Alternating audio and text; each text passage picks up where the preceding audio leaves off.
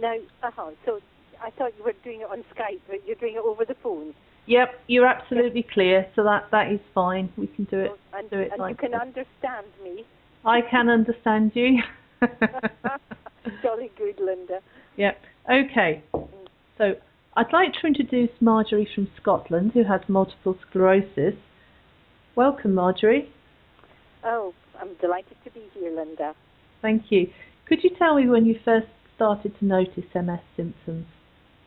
Well, I started to notice symptoms in the mid-1990s, but I had no idea what that was. I was eventually diagnosed in 1999. Right. So, but I'd had a thyroidectomy procedure done in 1993, and of course, as you'll probably be aware, thyroxine levels are tricky things, and I think everybody, including the GPs, thought that it was an imbalance of thyroxine, and eventually decided to send me for an MRI and lumbar puncture and all that procedure, and got the firm diagnosis in 1999. And I was 55 at that time. And what were your symptoms at that time? Oh gosh, right. The main symptom was chronic fatigue. That was the worst. But I had numbness down one side of my face, arm, and the leg as well on that side if things were bad. I had difficulty at times with cognitive processes and a leg weakness. I have difficulty in climbing stairs and can only walk short distances, etc. Those were the main symptoms. And how would you have rated your quality of life on a scale of 1 to 10, 10 being the highest at that time? Probably about 4. At the highest, 4. Okay. And how did you hear about LDN? Well, it was a kind of convoluted process. It was my son's friend who had received an email from her friend who was waxing eloquent about LDN and how it had helped her MS condition. And Susan passed it on to me. And then my daughter-in-law became involved.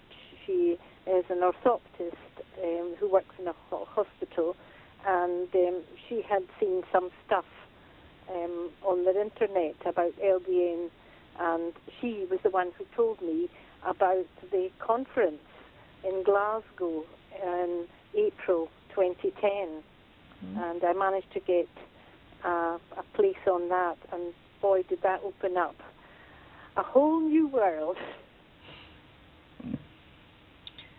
So how long have you been taking LDN? Since April 2010, so that's 13 months. Did you have any introductory side effects? None whatsoever.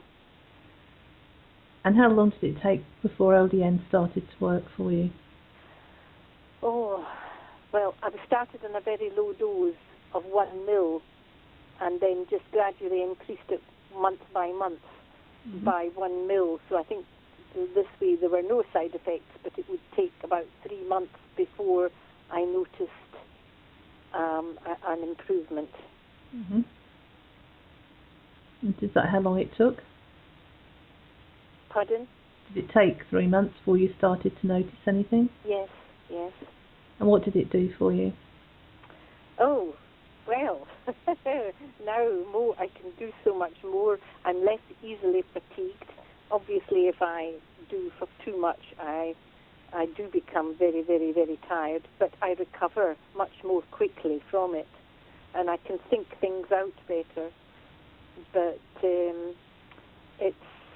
it's just great to be able to do the things that I couldn't do before. And what would you rate your quality of life now?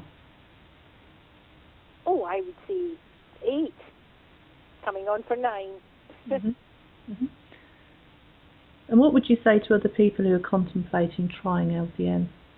Go for it. I would reckon it can't do you any harm, and boy, it could work wonders for you. In fact, I've recommended it to my son, who has just been recently diagnosed with MS, and he has just started taking it. So it's just too early yet to see if that's helping him. Yes. So what would you say your life is like now? Well, I mean, I would think most people just looking on would think there's not an awful lot wrong with her. I mean, if they spent quite a bit of time with me, they would realise that there are things that I have difficulty doing, especially when the fatigue kicks in. But I have had to source the LDN myself.